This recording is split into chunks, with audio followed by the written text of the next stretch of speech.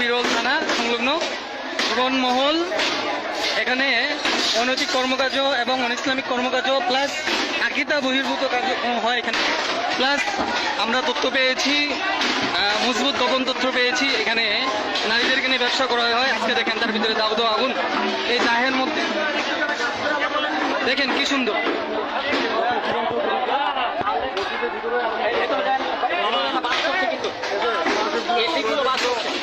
দেখেন আজকে জীবনমহলের যে সেই জীবন সাহেব যেটাকে নিজের দরবার দাবি করত এবং মন মস্তি ভরে যা ইচ্ছা তা বুঝতে দিত, সেই জায়গা দেখে আজকে আগুন জ্বলতেছে। তাও তো এখানে আগুন